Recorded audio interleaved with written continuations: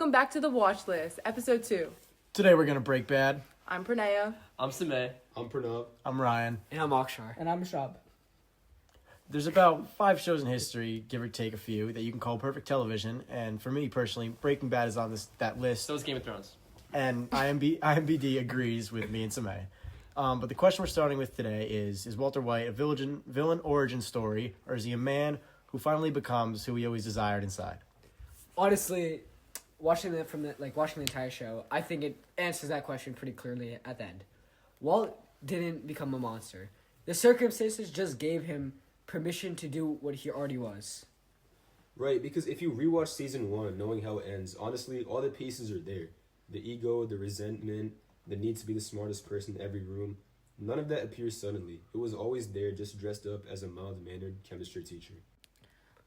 The show genuinely opens like no other. In the opening scene, you literally see Walt in his underwear with a gun, and he's recording a message on a camera. It's a cold open, classic cold open. Yeah, in the middle of like this desert-like area, on a camcorder, and that's the first image you see of this man. And then from there, it rewinds and shows you how he got there. But the show opening up like that, it's just like no other.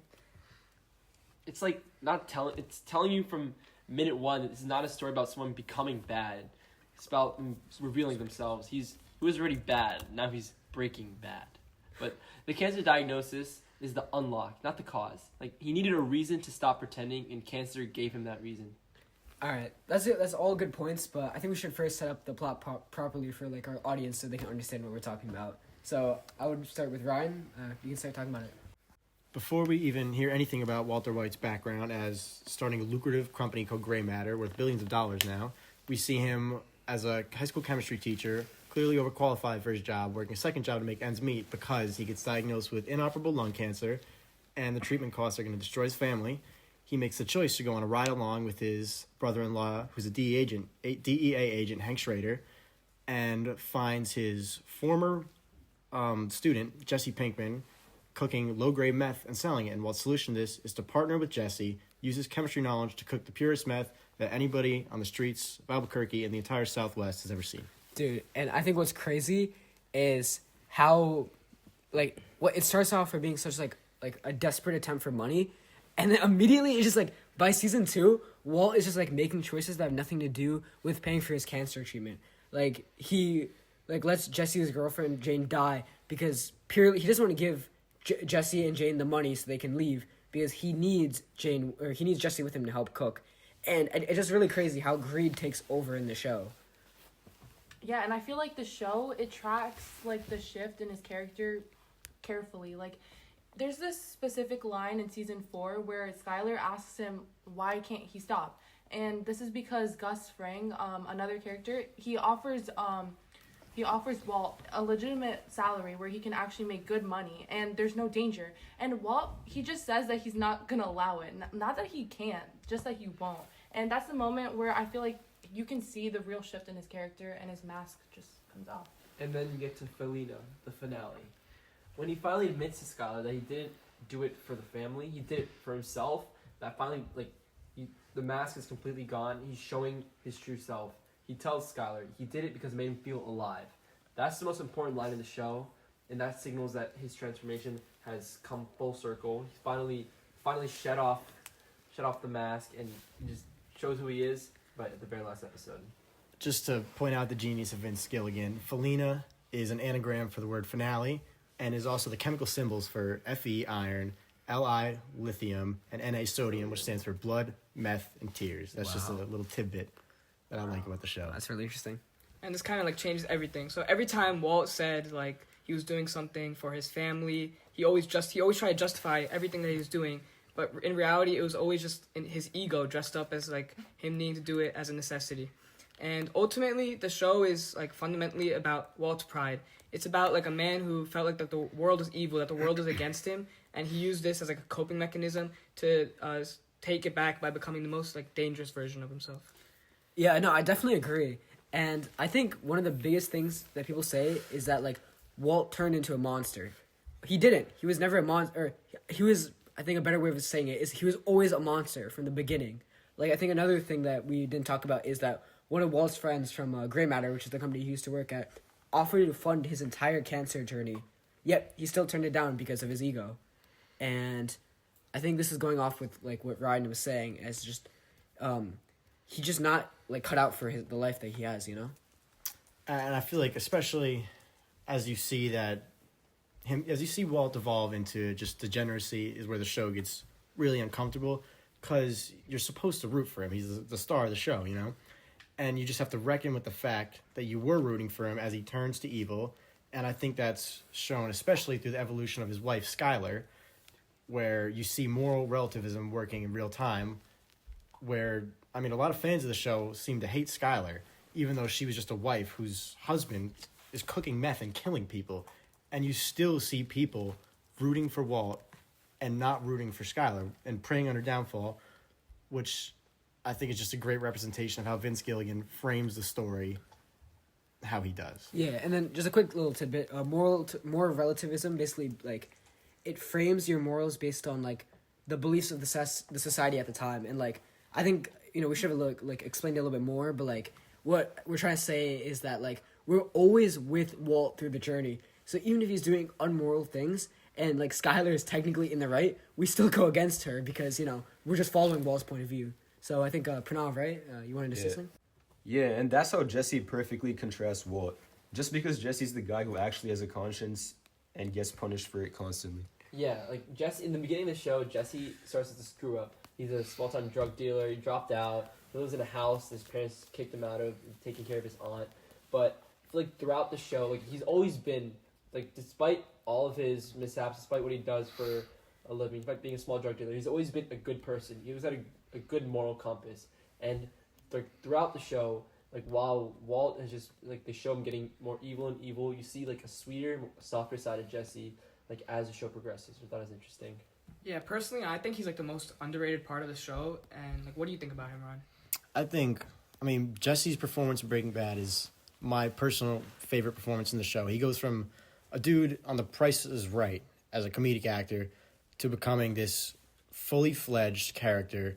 Like, every time he tries to get out of the world that Walt has pulled him into when he asked him to start dealing drugs with him in the first place, Walt pulls him back. Jesse develops a conscience about what they're doing. He refuses to kill anyone until Walt threatens him with his life.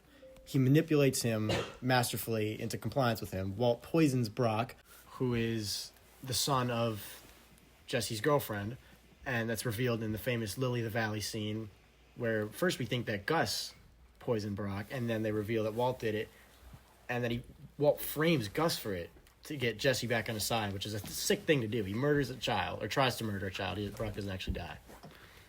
And I think a big thing is that, like, how Jesse, throughout the entire show, he never loses his humanity. Like, after every death he has to suffer through. Like, I think when Andrea died, man, I felt so bad for Jesse. Yet he kept pushing on. And everything that he went through is honestly insane to me, that how he could still keep his humanity after that. Yeah, I think that Aaron Paul is probably the best fake crier in television. God, he was one of the best actors ever to do it. And that's why I think El Camino, the movie sequel, it's just so satisfying. Like, Jesse gets to leave, he drives off to Alaska and just starts over. He doesn't get a triumphant ending, he gets a quiet one. And that's the chance that he just gets to live his own life without Walt defining who he is as a person. Because Walt just kept on bringing him back in when he didn't need that. Yeah, he deserved that, genuinely. Out of everyone in the story, Jesse earned some peace. Now, going deeper into beyond just the crime drama of the show, it's making real arguments about real people and real things. And the first one is something that's baked into the premise from the very start when Walt gets diagnosed with cancer, and that is The healthcare thing. the healthcare thing. Yeah. So Walt's, like, entire arc starts just because of his, like, cancer diagnosis, and that would basically financially destroy a working middle class person in America. And I think that's a premise that doesn't really get talked about much in the show, as basically the show gives him so many opportunities to make money. He's a genius. He has friends in high positions, but the average middle class family, like Walt, who's a teacher and works another job, they don't have what Walt has. They don't have friends in high places. They can't make their own meth and make $1 million empire. They're essentially screwed by the healthcare system, as they have to spend years of their lives fighting cancer and worrying about bills at the same time. It's honestly insane, like, how our society is like that, you know?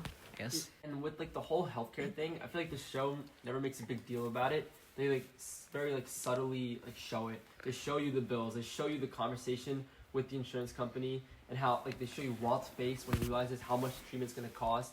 And like I said before, like a middle class family just can't afford that, and that's a huge issue with our society today.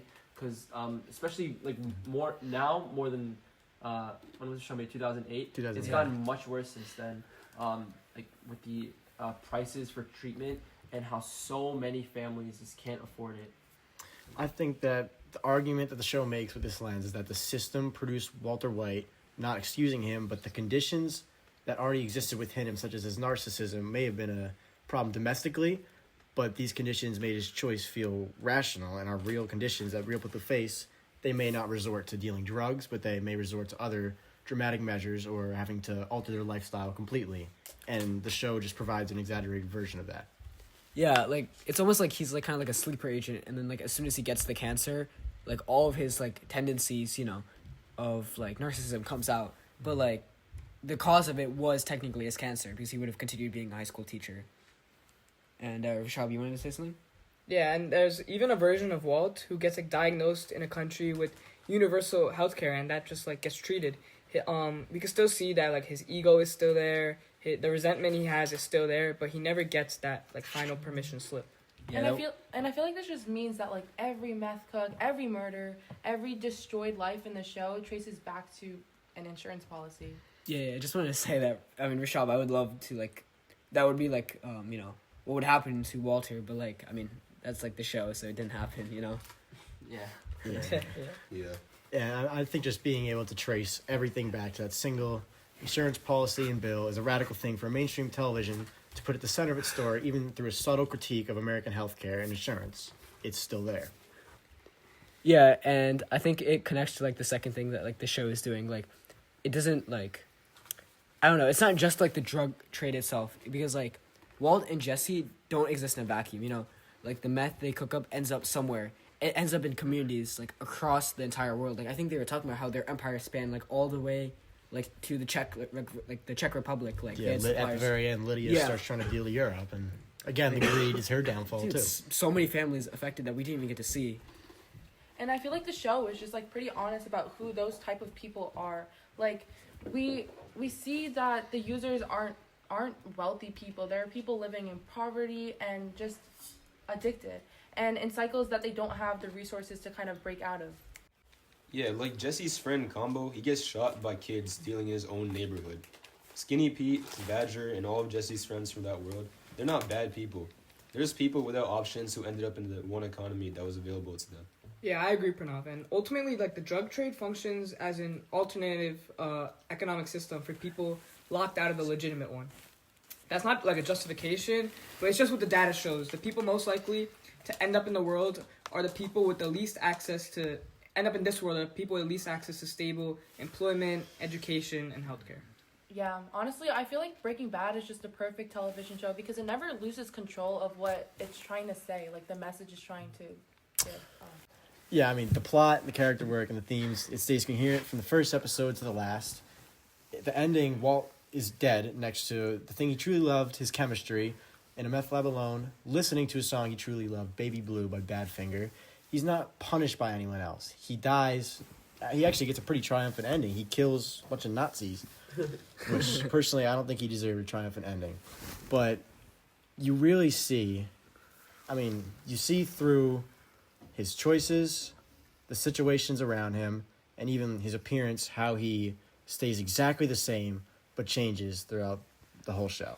Now, tune in next week's episode about Suits. Let's go. Which takes the black-collar world to the white-collar world and tells a completely different story, but has a lot more to say than people give it credit for. Thank you all for listening. I love you.